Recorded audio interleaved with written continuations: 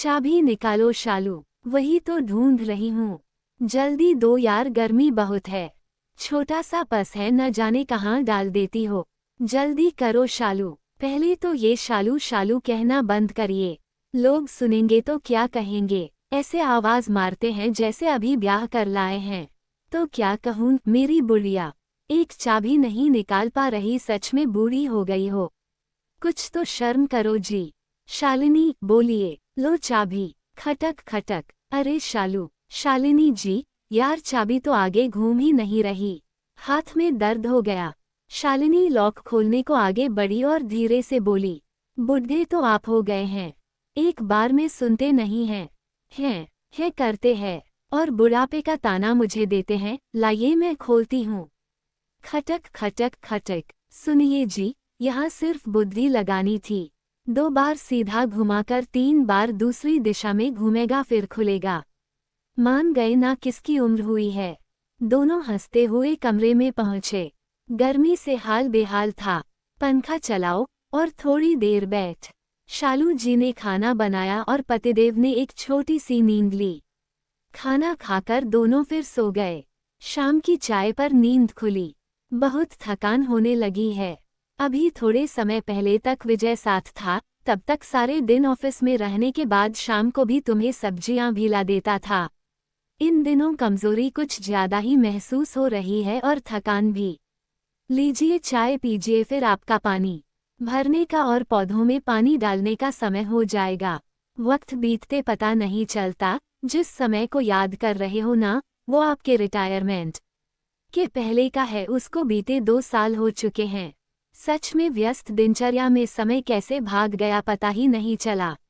देखते ही देखते तीनों बच्चे बड़े हो गए, अपनी अपनी गृहस्थी संभाल रहे हैं। सोचता था जब रिटायर हो जाऊंगा, शान से डाइनिंग टेबल की फ्रंट सीट पर बैठूंगा, बच्चे पोता पोती सब साथ बैठ खाना खाएंगे। कौन जानता था बच्चों का भविष्य सुदृढ़ बनाने की ललक एक दिन बच्चों से ही दूर कर देगी। अरे वो विनय को बुखार था, दोबारा फोन किया तुमने? जी किया था, उससे बात नहीं हो पाई। बहू ने कहा पहले से आराम है, देखना शाम तक उसी का फोन आ जाएगा। सुबह नहाने गया था तब मैंने कह दिया था आपकी तबीयत का। उसे भी तो चिंता हो रही होगी, पूछेगा जरूर। हाँ शालू, बच्चे अपनी जगह सेटल हैं, सोचकर ही अच्छा सा लगता है। बड़े को तो शायद हमारे लिए फुर्सत ही नहीं। कोई नहीं, बस रिपोर्ट सही आ जाए तो मन खुश हो जाए।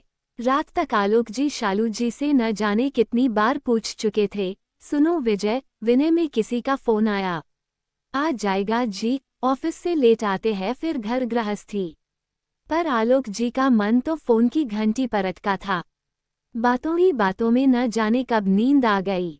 उठो शालू, 7 बजे गए हैं। 11 बजे रिपोर्ट लेकर डॉक्टर को दिखानी है। जल्दी करना, कुछ हल्का खा पीकर चलेंगे। शालू जी जल्दी उठकर लग गई नाश्ते और पूजा के काम में। देखा तो 10 बज गए हैं। सोच रही थी एक वक्त था इतनी देर में न जाने कितने काम सल्टा देती थी, बच्चों की तैयारी और पतिदेव का ऑफिस। सच में उम्र होने लगी है। क्या बात है जी, तबीयत ठीक है ना? कुछ परेशान लग रहे हो। अच्छा खाओ पियो, वॉक पर बाहर निकलो, अपने आप को व्यस्त रखो। अब कौन सा आम बचाकर दीपक के लिए रखना है। उसके आम के शौक ने आपको कभी भी आम के मजे नहीं लेने दिए। अब खुद के लिए जियो जी। बिजली के बिल की लास्ट डेट है, आप ताला लगाओ में ही मित्र वाले को बिल पकड़ाऊं। हाँ जल्दी करना। रास्ते में विजय को फोन कर। शालू जी ने एक झिड़की दे ही दी। शर्म नहीं आई? पापा की तबीयत ठीक नहीं कहा था। एक बार उन्हें पूछना भी जरूरी नहीं समझा। ओह सॉरी मम्मा, दिमाग से निकल गया। बड़े से तो हमें कोई उम्मीद नहीं। दीपक को भी कह देना शाम को पापा से बात कर ले। बात खत्म कर शालू वापस घर की ओर मुड़ ली। ऑटो रोक, पतिदेव उनका इंतजार कर रहे थे। हे भगवान, न जाने क्या क्या कह बुरी तरह हाँफ रही थीं। शालू अब मान भी लो तुम बूढ़ी हो गई हो। क्या हुआ, बिल जमा नहीं किया? दुकान बंद थी जी। वहां जा देखा लास्ट डेट भी कल है। वो जिस मकसद से निकली थी वो पूरा हो चुका था। पतिदेव कहाँ कम थे। पत्नी की मासूम शक्ल की तरफ देख मन ही मन सोचने लगे 32 साल का साथ है। तुम क्या सोचती हो तुम्हें जानता नहीं। मेरे चेहरे की तकलीफ पर बच्चों को डांट लगाकर आई होंगी, पर वो आज के बच्चे हैं। शालू अपने ही जीवन में व्यस्त। टेस्ट रिपोर्ट सही नहीं थी, डॉक्टर ने और टेस्ट लिखे हैं। अब 4 बजे रिपोर्ट देखेंगे। घर वापस जाकर नहीं आया जा सकता, इसलिए हॉस्पिटल कैंटीन में ही जवानी के दिनों को याद कर समय बिताया गया। डायबिटीज के कारण साइलेंट अटैक आया है। इलाज लंबा चलेगा। फेफड़ों की नियमित एक्सरसाइज होनी चाहिए। खाने पीने में नियंत्रण रखें। खूब वॉक करें और जितनी जल्दी हो सके एंजियोग्राफी करवा लें, जिससे स्थिति का पता चल सके। आज खुद को बड़ा हारा हुआ महसूस कर रहे थे। घर पहुंचे तो 6 बज चुके थे। पौधों में पानी डाल वहीं चाय पीने बैठ गए। क्यों निराश होते हो जी, सब ठीक हो जाएगा। जीवन में परेशानियां तो आती ही हैं। ध्यान है जब बड़े के टाइफाइड हुआ था और स्थिति नियंत्रण से बाहर थी, कैसे आप रात भर जग उसके पीछे लगे रहते। वो 3 महीने कैसे और कब बीते पता ही नहीं चला। याद है ना, आप बहुत हिम्मती हैं, सब ठीक हो जाएगा। सच कहा शालू, सब याद है मुझे। कितना तड़पाता था।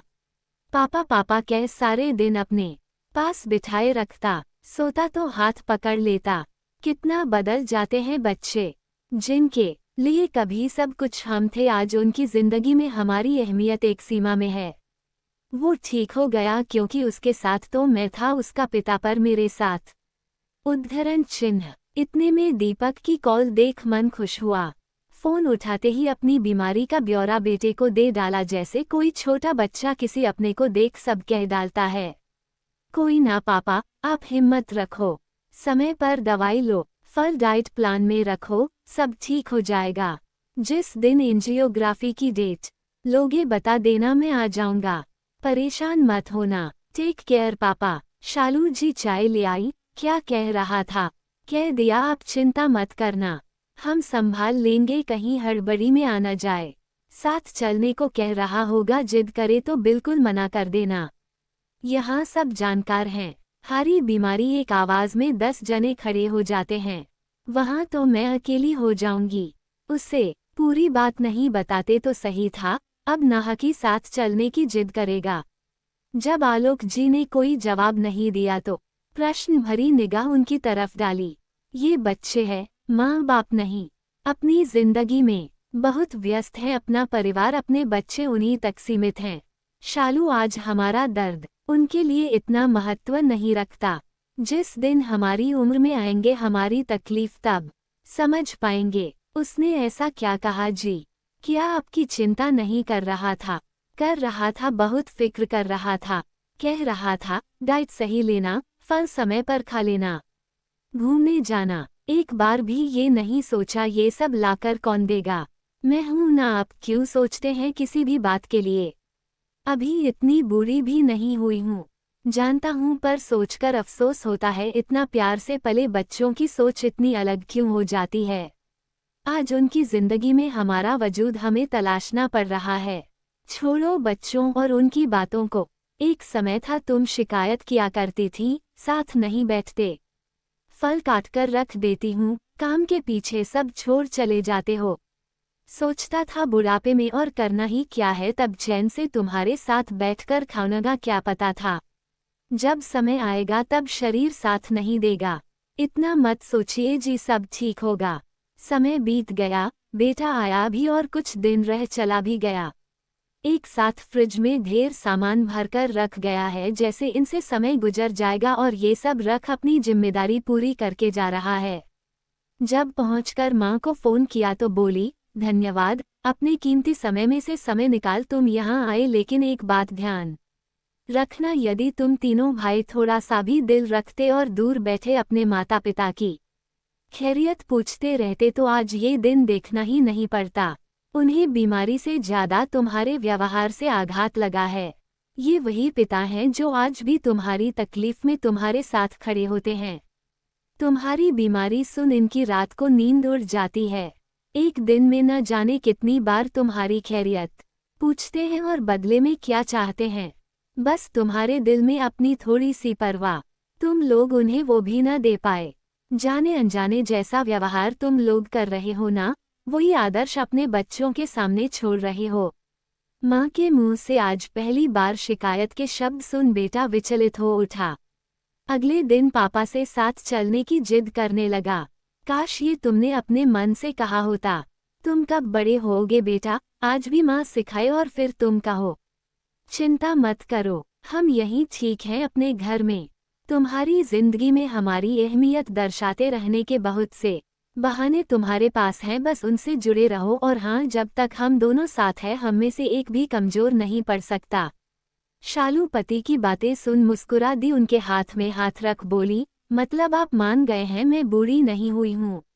अरे थोड़ी तो शर्म करो शालिनी जी, लोग क्या कहेंगे, बूढ़े हो गए हैं और छिछोरापन देखो। क्या दोनों हंसने लगे।